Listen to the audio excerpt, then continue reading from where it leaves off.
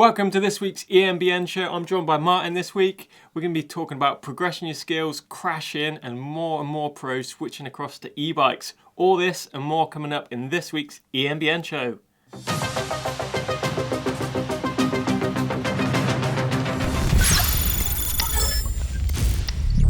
It's a cracking show coming up. I'm looking forward to this, Chris. I haven't been on EMBN for a little while. Something we get asked a lot on EMBN on all the channels is how do you progress your riding? And we're going to be talking about that to start with today. Using all the skills that you've learned, mountain biking, but in the other forms of cycling you may have done to basically make those little steps and get better and better. How do you do it and how do you break the ceiling of your ability and move on to that next level? Pushing those limits. It's not just about, that high level of riding. It's breaking it down from your beginner all the way. It might be your first drop or your first jump that you're doing. We're talking about those little steps that it takes to get there, like Mark just said. But Mark, how did you get to the level that, you were at? Starting back, let's rewind it right back to the very start. Well, I started on motorcycle trials, so I think for my cycling ability, it came from pretending my BMX was a motorcycle. Right. Okay, so when my dad wouldn't let me put petrol in my motorbike during the week, I would pretend my rally burner was a motorbike, and I would literally go around the garden going brum, brum, brum, brum, brum. But I was only young, I was like 15. And then I actually got good on my push bike by accident because I was pretending I was on a motorbike. Right. And I basically progressed that way, just constantly playing, imagining I was my heroes on my bikes. And I think it's very similar for a lot of people. You go and do on your bike what you've seen your heroes do on videos and on YouTube and in magazines. Yeah. And I just loved it. And then that just basically made the stepping stones you have to take very easy and almost invisible to me because I was playing. And it's so easy when you're doing it like that. If you're doing it like that. And I think it's pretty similar for me as well. I think I started off BMX as well. We had the odd motorbike here and there, but it's like mopeds with, riding around the fields, but nothing like what Mark was doing. But it's definitely BMX and like bodge or trials bikes, messing around on. I think we used to ride our local building site, making like trial sections and challenging each other to ride down like the steepest slopes and up the biggest ledges and the biggest jumps, things like that. And then things obviously progressed more to like that mid sort of school sort of riding. What was your next steps after that? After you messing around? It's really easy if you've been involved in a sport like we have and got into mountain biking and tried to get to a really high level. I do think a lot of the time the steps are invisible. You just kind of you progress so quickly. The learning curve's very steep. But actually breaking it down and then trying to tell someone else how to do it who isn't necessarily on the same path is really, really difficult. And I think you just have to bring it down into a place where, we've talked about this on the Dirt Shed show in the past, is that you've got to stay in a vein of learning that's interesting but not demoralizing.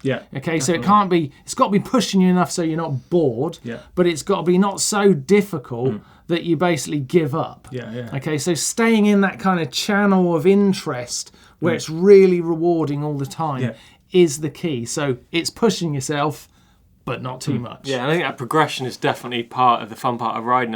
When you're going out riding, when you first start out, it's just taking those little steps and like learning a new skill and then adding something to that skill, and it brings you up that ladder. But I think those steps on the ladder you really need to take slowly, because you take one step too far too soon, you definitely know about it, right? And that's what we're talking about, crashing. Well, I mean, the worst thing is if you get demoralised. This is, I guess we're basing this conversation on things we've done on our bikes, but it's the same when you're working on your bike. Okay, if you suddenly pull your e-bike motor apart and realise it's much too technical for you to fix, you're never going to touch it again. Exactly. It's the same thing. You've got to learn those skills, whether it be a riding skill or the technical skills of working on your bike, even if it's changing a brake, whatever it is. Unless you've done it, it feels like something that could be quite difficult. And then if you do it in the right steps, break it down, really get the information, which there's no excuse not to have these days with the internet, you can basically do it in dolly steps, if you like, and learn it in a comfortable way. And then your confidence grows and off you go. Definitely. And I think part of, a big part of riding, for me, as bad as it sounds, is actually crashing itself. It's an art form, and it's definitely something that you need to be doing. I know it sounds awful to say, but you need to crash to become a better rider, don't you? I don't know if I agree, but the need to crash bit, I understand what that means in your life, Chris. But I think in mine and everyone else's, it's like making small mistakes is probably where we're in. Yeah, true. Chris is quite well known for making large mistakes, which and you like people to crash and learn that way. And you're right. You've got to fail to learn. Yeah. But you want to fail small enough yeah, that you stay alive to learn something tomorrow. And that, Chris, is not necessarily a skill you learn quickly.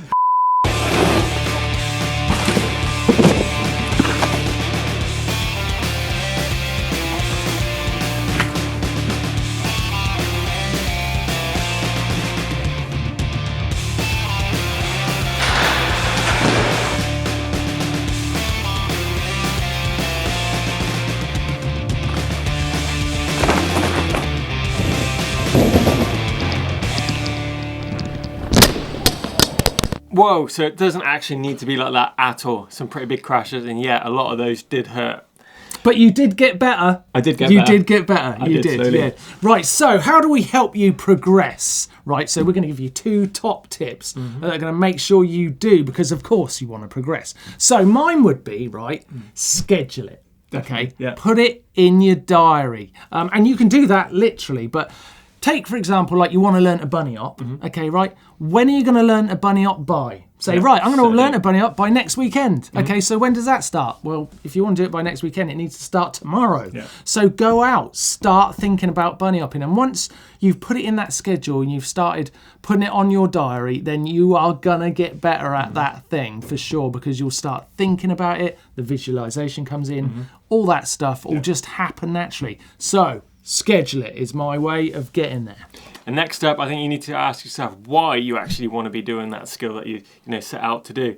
One, it's obviously going to make you a lot faster out on the trail. It's going to make your riding flow a lot better. And it's going to be ticking those boxes off as well about progression. And that's what keeps your interest in your riding as well. So ticking all those boxes is going to make you feel a lot mentally sort of fresher out on the trail. And of course, your riding is going to benefit massive rewards too. So get practice. Practice. Just as Mark says, you'll be flying next time you're out there on the trails. Yeah, so that's how you do it. Schedule it and put some legs under it. Give it a why, give it a reason. Make that feeling of how it's going to improve your riding a real thing. And you will progress. Definitely. Okay, let's take a look at the news. What's been happening in the world of e-bikes? Probably some new members, I would have thought. Yeah, a few new members have joined the squad already. We've got Yannick Granieri from Lyon out in France. Of course, that's Sam Pilgrim's sidekick, Red Bull athlete. So getting those two on the high bike team is going to be pretty mental this year. Going to see some good videos from those guys. Yannick's been around forever on the dirt jump slopestyle scene. He's done some massive tricks. Used to be a gymnast actually, so it's going to be really interesting to see what he can bring to the e-bike scene alongside Sam Pilgrim. So. Yeah, it's cool that high bike are kind of pushing that side of riding actually, because Sam's been a big asset to them over the last year or so. So Yannick's going to add to that. Yeah, and he is a fantastic rider. Great guy as well. Really nice guy. And who else has been joining Mark? Well, this one I'm really excited about. Marco Fontana, a legend of cross-country racing, Italian guy, a Red Bull athlete. Really stylish, cool, trendy cross-country rider from over the years. He got bronze in the Olympics. I think it was in London 2012. Did he? Yeah. Also got a bronze at World Championships one year. So high level, all right. Yeah, he is a serious cross-country rider, but he's now gone full-time on the e-bike. He's riding on a Focus, and he's been working with Kenda tyres on e-bike specific tyres. Yeah, bringing so some new tyres. That's pretty great. And hopefully he's going to bring that very sort of he had a knack for bringing a bit of a cool look to cross-country. And I think he's probably going to do something similar in e-bike. So a very welcome addition to the e-bike family. Granieri and Fontana. Not a bad week. Not a bad week for the pros. Right, time for Tech of the Week, and the big news is, of course, the launch of SRAM's Axis group set. Very cool, wireless bit of gizmo. I really love this. It's got a double clutch. It's got a clutch on it, right, that you can hit it and it will just reset itself out of the way, so you can bash it on rocks. And it's like, whatever. I really like it. Of course, it can work your dropper post, but it's also customizable, so you can change the setup of what button does what. So it works with your phone. So you basically pair your phone with your Bluetooth gears. enabled. This stuff's been hinted at for quite a while. SRAM have been teasing us with this over the last few years, but now it's available. I think it's going to be available in March. Yeah, it's coming out pretty soon. And the price, Chris, that makes my eyes water a little bit. Yeah, definitely. I think it's pretty much the same cost as you could get a decent e-bike for. You know, we're talking, I think it's close to £3,000 for everything, including the dropper. I think the actual group set is $1,950 and the dropper is £800, something like that. So it's a lot of money. I'm not sure what I think about this, and this isn't what I mean. It's a great bit of kit. Yeah. I think it's going to look great on a mountain bike, but you don't think this is a huge step forward for e-bikes? No, I think not what you're looking for. No, I don't think it's what we're looking for at all. As I said before on the show, I want to see that internal gearbox, removing all that cassette and derailleur. I just think it's dinosaur technology now on our new school e-bike. So big shift towards that. I'm sure SRAM, Shimano have got to be working on a big internal gearbox. Yeah, I can see what you mean, but I would like to point out, right, this has got a tiny internal gearbox, a very little one inside it in the derailleur itself. Yeah. That's not, you're talking about an actual internal gearbox combined with the motor. Yeah, okay. You can't please some people, can you? No. Right, let's have a look what's going on in social, because this guy's just not happy with that SRAM thing.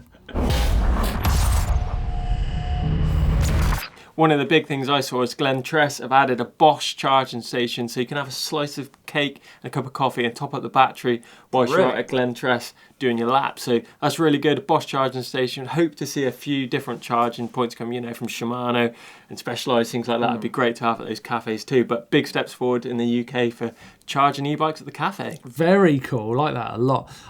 Sam Pilgrim, e-bike superstar, if ever there was one, on his high bike. He's been blowing out his back wheel. Yeah, he's been riding in Liège on his e-bike and going down some steps, and look at this, he is smashed that back wheel to pieces. Biggest stair set ever. That's huge. That is a blowout. I like that a lot.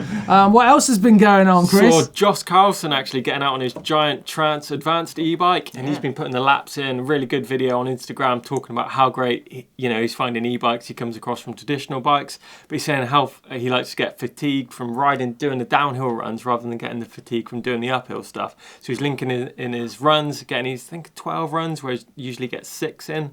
So you're really getting the most out of that e-bike and enjoying it. Yeah, I think we all know that most downhill riders are actually using e-bikes for their training, don't we? I think we know that secret's out now. Okay? Everyone does it. We've kind of worked it out. You're all doing it. And he's talking about what we've talked about lots about the weight and how stable they are, and when he goes back to his standard bike, how great it feels as well. Swapping between the two. Other news, you've seen Tyler and Chemical out with a dad doing some laps as well. His dad's been getting out with him. He's a great motorcycle rider behind the scene, Cam's dad is. So really great to see him on the e-bike too, enjoying it and obviously bridging that gap between the different age ranges and enjoying the same trails that Cam and Tyler are riding as well. So really good stuff. So it's not so much climb of the week, we've got crash of the week. We've got 2 really good submissions coming in. Yeah, we have. These guys are progressing like we asked. We're starting with Bert. He's coming into this turn and, It's not progressing fast enough. But now he's got a bit of speed up, and here he comes into the trail. First jump he hits. That's Big not where I wanted to go. Oh my God, Bert. Come on, Bert. I think Bert should have done some climbs, not some descents. But our next one is from... It's in the Forest of Dean, and it's... From Paul. Paul on a Specialized Canevo. Oh, I like this one. Look at Paul. He's all caught up in the mud. Here he comes down the steep trail. Look at him. He's like, I want to go left. Bang. In the tree. He's out. But look, he's laying there, look. And mate's laughing at him. That's the main thing. Laughing their heads off. He finally comes down, and what does his mate do? Skids a massive Covers him in mud. Oh my God, that is crazy. That is crazy. I think that trail he's on, right? That was a particularly difficult one. And that isn't. What do you do? What do you do when you get your old your steering locked up like that and you want to go one way? Cross-rutted. Cross-rutted. Let go of the brakes. Relax. That's all I can say. Relax. Try and pointing let the bones break. Is Chris's advice. Smash into that tree. That tree will definitely slow you down. Hey, you know what? It's really great to see your videos being sent in. We really we love seeing the climbs, but we thought this week we'd have some crashes as we were talking about progressing. Yeah, keep sending them, and then using the upload service. Details of that is all down below. Love seeing all your content here on EMBN as well. Yeah, let's see what you're getting up to. So it's time for Ghetto Tech. We've had this one in from Paul from Ticknock in Dublin. Oh, look at this. Actually, all right, I'm going to admit, right, it's smart. It's actually clever, okay? So he's using his e-bike to drag his mate's analog bike up the hills in the snow because it's tough conditions. But, you know, I mean, when we say Ghetto Tech, this is full on, isn't it? Yeah, Paul is really pushing the boundaries here. Is that a rubber band or like a great big inner tube? Yeah, so right. Allowing a bit of give between them. Yeah, so you're not snatching your mate up the climbs.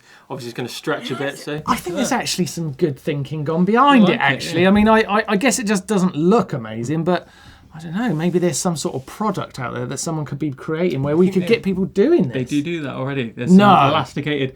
Well, they come from off-road, like recovery first. Yeah. Kinetic recovery is called, where they wind up a bit of tension and it actually pulls the vehicle out. But it's the same sort of thing with the e-bike, I'd imagine.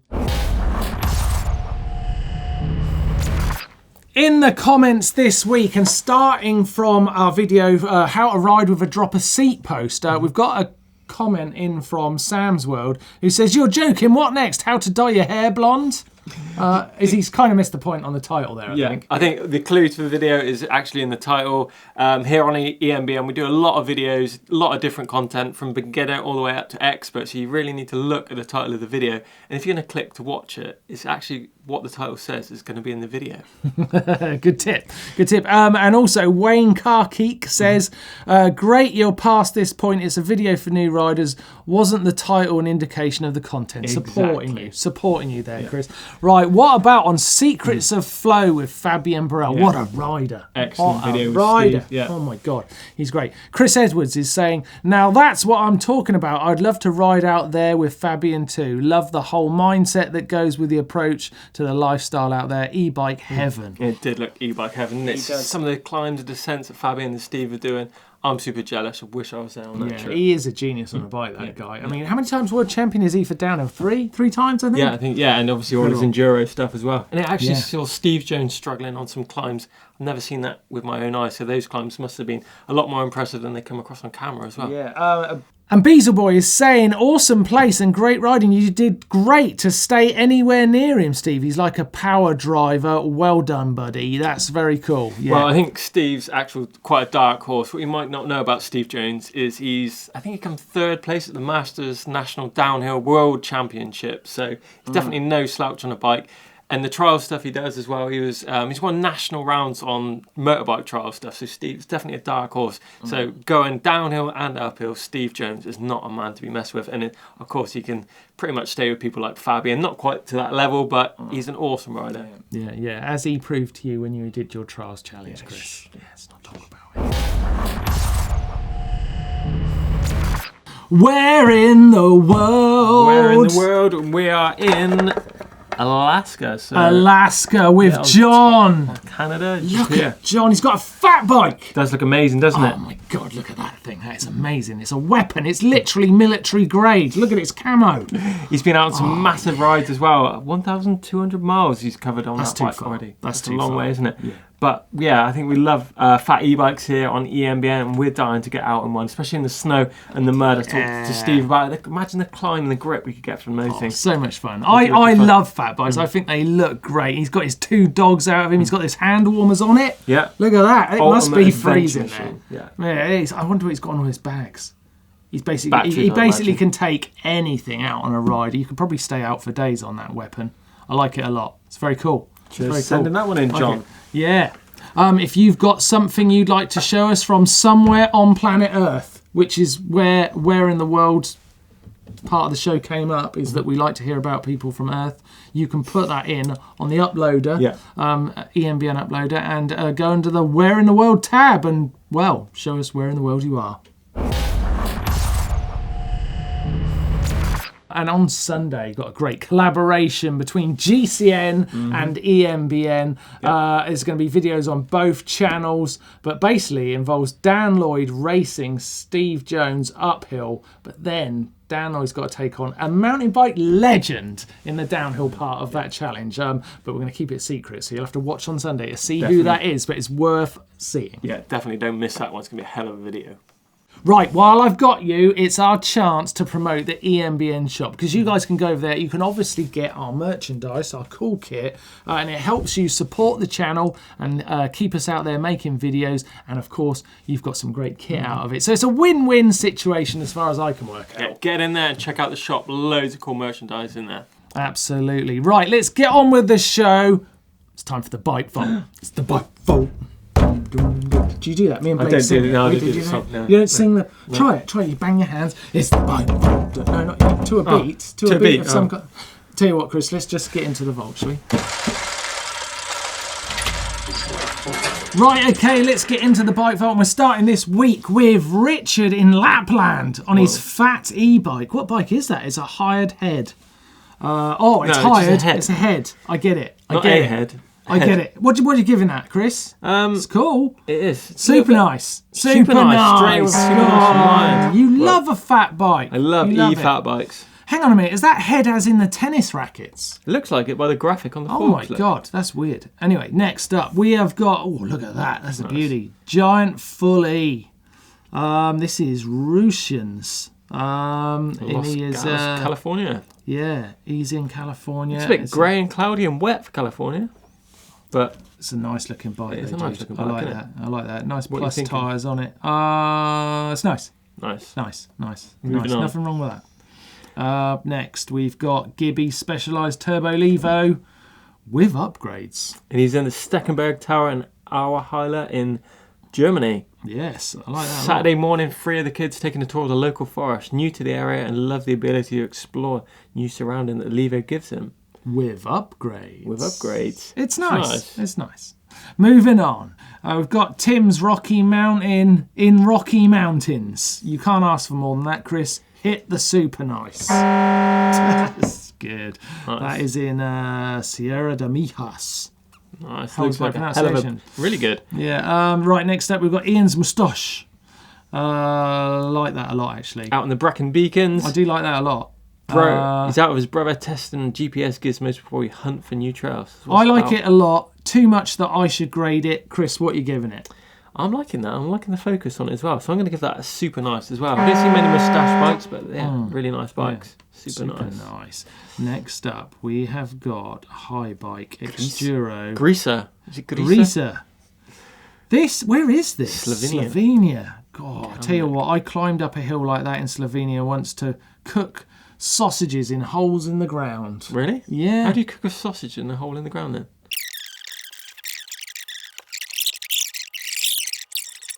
So that was my time in Slovenia. It was amazing. What are you thinking on the bike then, Mark? Nice story. Yeah, that bike. Greaser's bike, I'd give that... I say a nice because that sausage was horrible. Next up, we have got Joseph's Trek Powerfly in the Pacific Coast. Oh, sorry, this is down the Pacific Coast Highway with a buddy of his on the analog bike, and he was on his Trek Powerfly having a great time. You know what I like? It's very matte, isn't it? It is. It's very matte. I think the what do you say? Not composition. The What do you say? The angle of the bike. I think the angle of the bike. If you just turned it just 45 degrees, that pick would have been the one. I think it's just slightly behind the bike. So the composition not quite right, but it's nice. Nice. Next up, we've got Gerardo's Canevo. Oh, out in Chile. Might bump into the Don out there if you're quick. Yeah, and Samson coming out, herring down the hills. That's super nice. It's got to be super nice. Yeah. Next up, we have got Chris with his Canevo. Look at that backdrop as well. Look at these trees. This is in New Zealand this time. Old Ghost Road. The bike looks like it's had hell of a day. Splattered in mud. The trees look ancient. It's got everything that a photo's ever needed. That is super nice. And that is it. We are out of the bike vault this week. Yeah, keep sending your bikes in. We love to see all your bikes here on EMBN. Use the upload service. Details are all below. Get those bikes sent in and we'll give you a super nice or a nice. Or we might even talk about sausages if you're lucky. Yeah, now let me just tell you what we did with that sausage. No, not on this show. So there you go, that's the end of the EMBN show. If you've enjoyed today's show, loads of videos here on EMBN. We're talking about progression today, and I've done a video exactly on that, progression skills on the e-bike, so check that one out. That one's up here. Yeah, and we mentioned Fabian Burrell. Well, here's the video. You can click right here and see the man himself in action. Any questions or comments, drop in the box below on today's show as well. Love to hear from you guys. Give us a thumbs up if you enjoyed it. Don't forget to click the link in the middle here to subscribe to EMBN to make sure you don't miss out on any videos we do here on the channel. See you next time. See you next week.